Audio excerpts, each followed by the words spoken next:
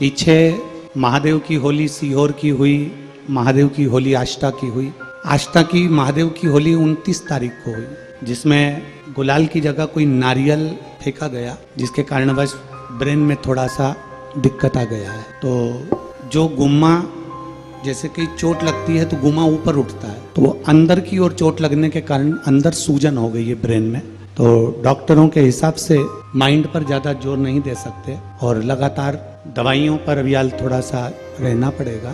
तो जब तक डॉक्टर परमिशन नहीं देते तब तक कथा हम कर नहीं सकते। आप हमारी जीजी हो और आप हमारे जीजा हो, एक भाई के दर्द को आप लोग जानते हो। आप सब यहाँ पहुँचे, आप लोगों को कष्ट हुआ और केवल हमारे वचन को निभाना था, इसलिए हॉस्पिटल से छुट्टी कराकर मैं आज आप लोगों के बीच में आया। थोड़ा कष्ट आपको हुआ होगा कि आप लोग अपना अपना खर्चा कर कर यहाँ तक पहुँचे होंगे, पर विश्वास रखिएगा, हम देवड़ा परिवार